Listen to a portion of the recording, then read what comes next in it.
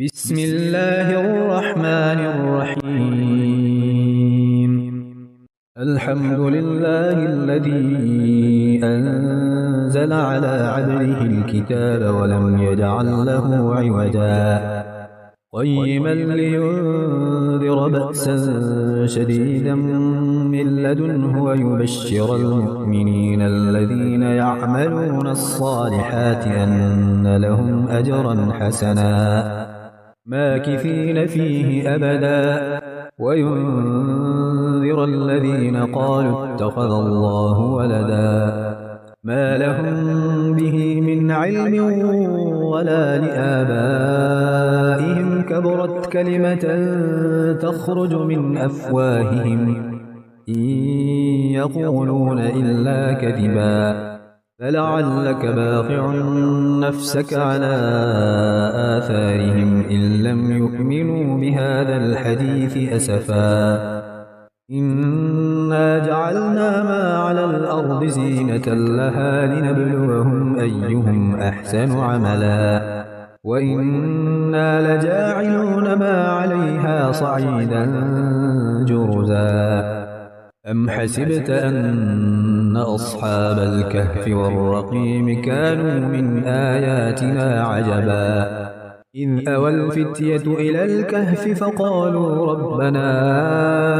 آتنا من لدنك رحمة وهيئ لنا من أمرنا رشدا فضربنا على آذانهم في الكهف سنين عددا ثم بعثناهم لنعلم أي الحزبين أحصى لما لبثوا أمدا نحن نقص عليك نبأهم بالحق إنهم فتية آمنوا بربهم وزدناهم هدى وربطنا على قلوبهم إذ قاموا فقالوا ربنا رب السماوات والأرض لن ندعو من دونه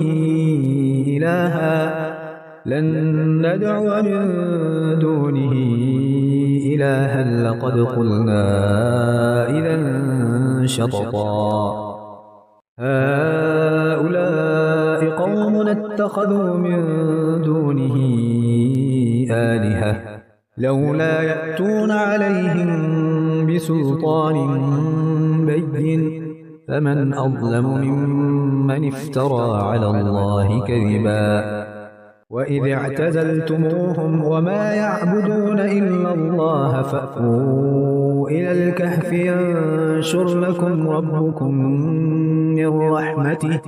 ينشر لكم ربكم من رحمته ويهيئ لكم من أمركم مرفقا وترى الشمس إذا طلعت تزاور عن كهفهم ذات اليمين وإذا غربت تقرضهم ذات الشمال وهم في فجوة منه ذلك من آيات الله من يهد الله فهو المهتد ومن يضلل فلن تجد له وليا مرشدا وتحسبهم أيقاظا وهم رقود ونقلبهم ذات اليمين وذات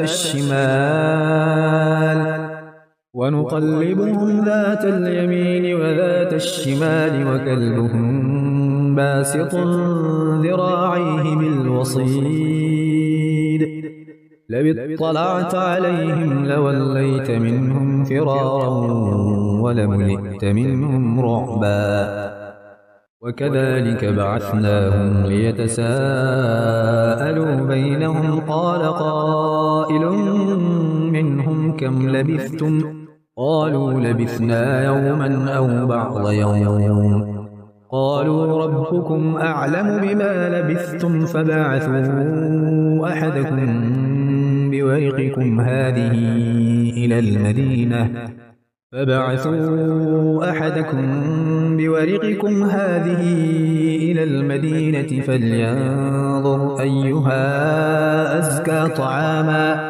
فلينظر أيها أزكى طعاما فليأتكم برزق منه وليتلطف ولا يشعرن بكم أحدا إنهم إن يظهروا عليكم يرجموكم أو يعيدوكم في ملتهم ولن تفلحوا إذن أبدا وكذلك أعثرنا عليهم ليعلموا أن وعد الله حق وأن الساعة لا ريب فيها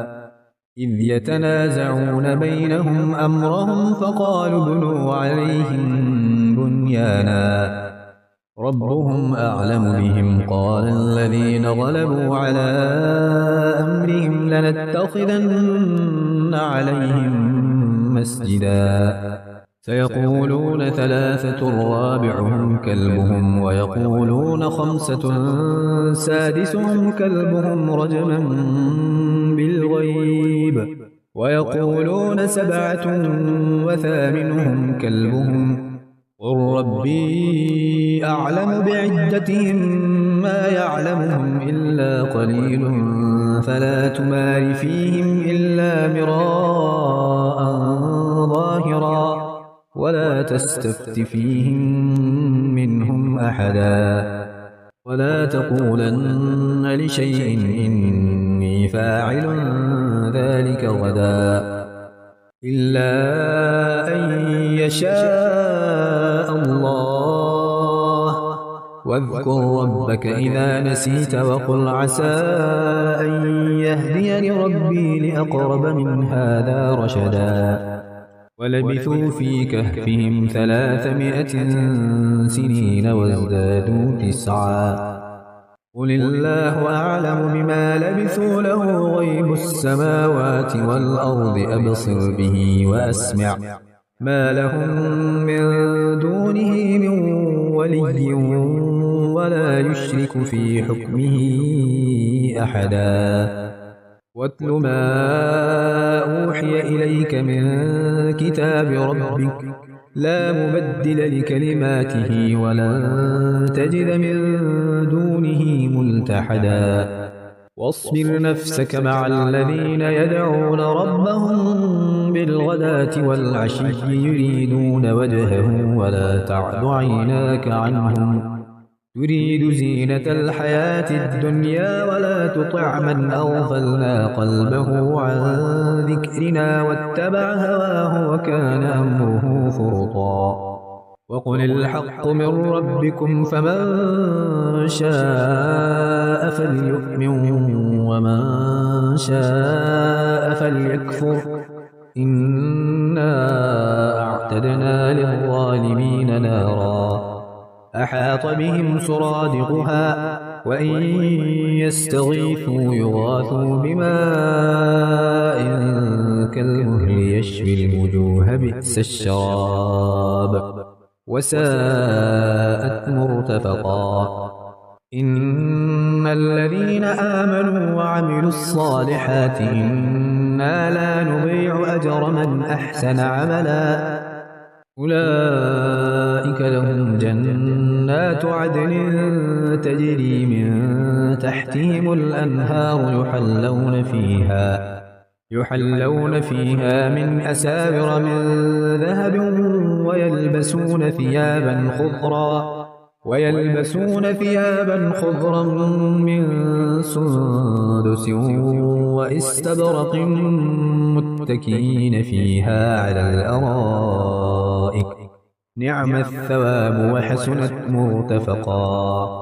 واضرب لهم مثل الرجلين جعلنا لأحدهما جنتين من أعناب وحففناهما بنخل وجعلنا بينهما زرعا كلتا الجنتين آتت أكلها ولم تظلم منه شيئا وفجرنا خلالهما نهرا وكان له ثمر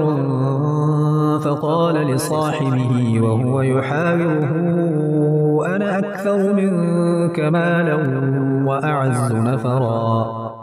ودخل جنته وهو ظالم لنفسه قال ما أظن أن تبيد هذه أبدا وما أظن الساعة قائمة ولئن رددت إلى ربي لأجدن خيرا منها منقلبا قال له صاحبه وهو يحاوره أكفرت بالذي خلقك من تراب ثم من نطفة ثم سواك رجلا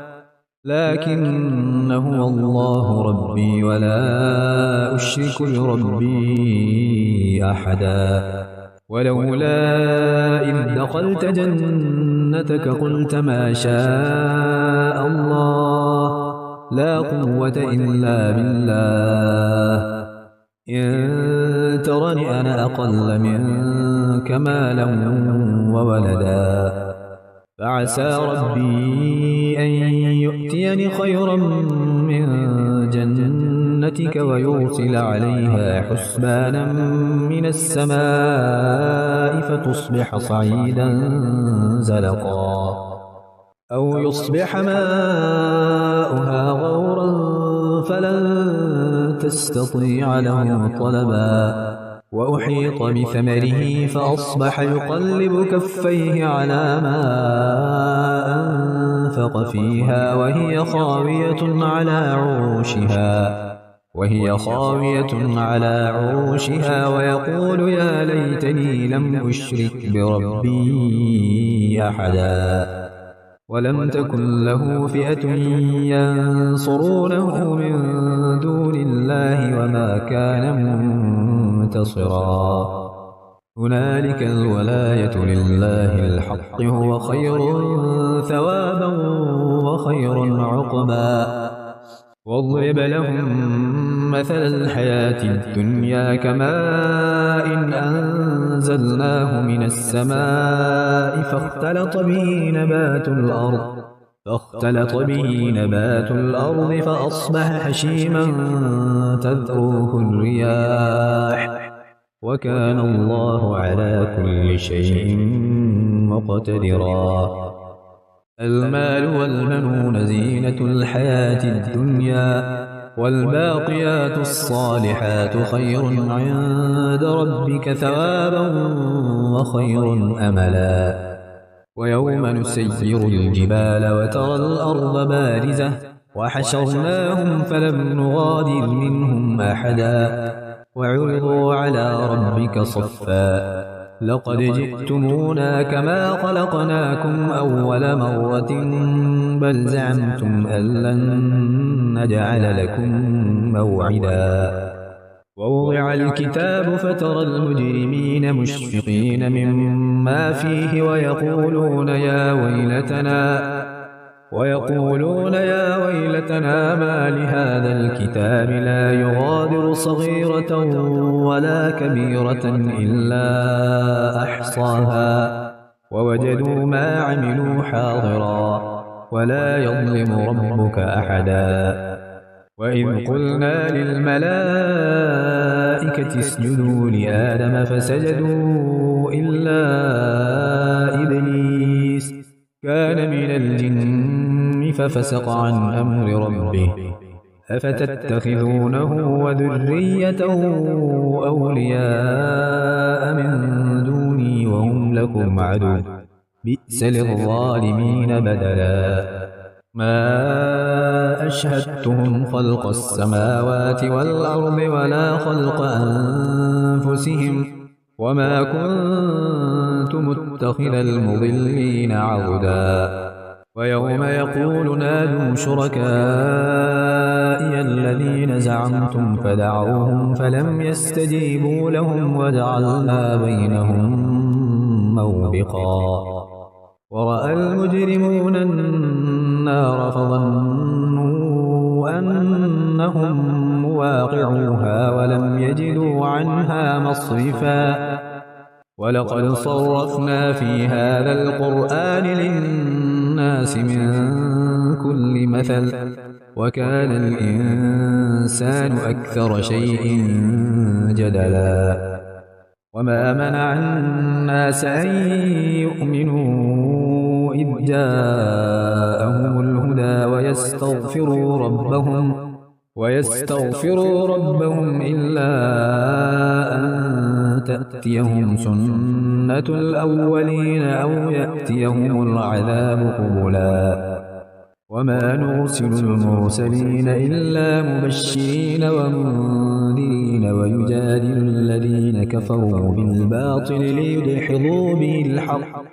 ويجادل الذين كفروا بالباطل ليدحضوا به الحق واتخذوا آياتي وما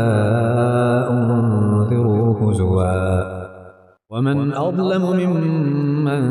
ذكر بآيات ربه فأعرض عنها ونسي ما قدمت يداه إنا جعلنا على قلوبهم أكنة أن يفقهوه وفي آذانهم وقرا وإن تدعهم إلى الهدى فلن يهتدوا إذن أبدا وربك الغفور ذو الرحمة لو يؤاخذهم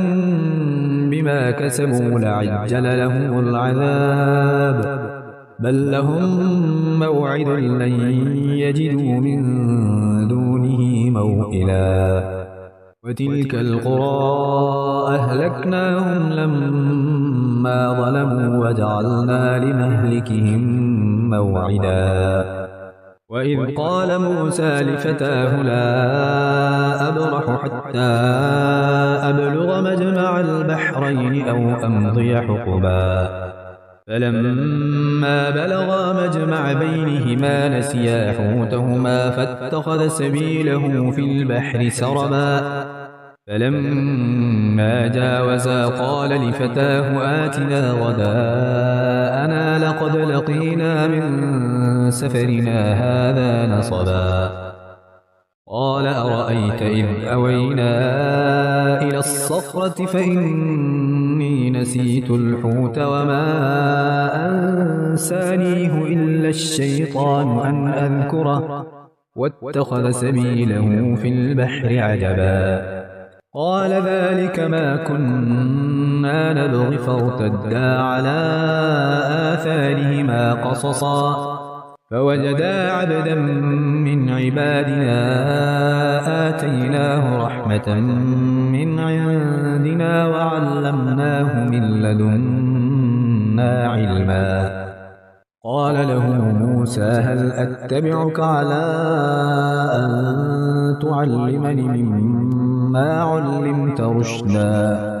قال إنك لن تستطيع معي صبرا وكيف تصبر على ما لم تحط به خبرا قال ستجدني إن شاء الله صابرا ولا أعصي لك أمرا قال فإن اتبعتني فلا تسألني عن شيء حتى أحدث لك منه ذكرا فانطلقا حتى إذا ركبا في السفينة خرقها قال أخرقتها لتغرق أهلها لقد جئت شيئا إمرا قال ألم أقل إنك لن تستطيع معي صبرا قال لا تؤاخذني بما نسيت ولا ترهقني من أمري عسرا فانطلقا حتى إذا لقيا غلاما فقتله قال أقتلت نفسا زكية بغير نفس لقد جئت شيئا نكرا قال ألم أقل لك إنك لن تستطيع معي صبرا قال إن سألتك عن شيء بعدها فلا تصاحبني قد بلغت من لدني عذرا فانطلقا حتى إذا أتيا أهل قرية استطعما أهلها فأبوا أن يضيفوهما فوجدا فيها جدارا يريد أن ينقض فأقامه قال لو شئت لاتخذت عليه أجرا قال هذا فراق بيني وبينك سأنبئك بتأويل ما لم تستطع عليه صبرا أما السفينة فكانت لمساكين يعملون في البحر فأردت أن أعيبها وكان وراءهم ملك يأخذ كل سفينة غصبا وأما الغلام فكان أبواه مؤمنين فخشينا أن يرهقهما طغيانا وكفرا فأردنا أن يبدلهما ربهما خيرا منه زكاة وأقرب رحما وأما الجدار فكان لغلامين يتيمين في المدينة وكان تحته كنز لهما وكان أبوهما صالحا فأراد ربك أن يبلغا أشدهما ويستخرجا كنزهما رحمة من ربك وما فعلته عن أمري ذلك تأويل ما لم تسطع عليه صبرا ويسألونك عن ذي القرنين قل سأتلو عليكم منه ذكرا إنا مكنا له في الأرض وآتيناه من كل شيء سببا فأتبع سببا حتى إذا بلغ مغرب الشمس وجدها تغرب في عين حمئة ووجد عندها قوما قلنا يا ذا القرنين إما أن تعذب وإما أن تتخذ فيهم حسنا قال أما من ظلم فسوف نعذبه ثم يرد إلى ربه فيعذبه عذابا نكرا وأما من آمن وعمل صالحا فله جزاء الحسنى وسنقول له من أمرنا يسرا ثم أتبع سببا حتى إذا بلغ مطلع الشمس وجدها تطلع على قوم لم نجعل لهم من دونها سترا كذلك وقد أحطنا بما لديه خبرا ثم أتبع سببا حتى إذا بلغ بين السدين وجد من دونهما قوما لا يكادون يفقهون قولا قالوا يا ذا القرنين إن يأجوج ومأجوج مفسدون في الأرض فهل نجعل لك خرجا على أن تجعل بيننا وبينهم سدا قال ما مكنني فيه ربي خير فأعينوني بقوة أجعل بينكم وبينهم ردما آتوني زبر الحديد حتى إذا ساوى بين الصدفين قال انفخوا حتى إذا جعله نارا قال آتوني أفرغ عليه قطرا فما استطاعوا أن يظهروه وما استطاعوا له نقبا قال هذا رحمة من ربي فإذا جاء وعد ربي جعله دكاء وكان وعد ربي حقا وتركنا بعضهم يومئذ يموج في بعض ونفخ في الصور فجمعناهم جمعا وعرضنا جهنم يومئذ للكافرين عرضا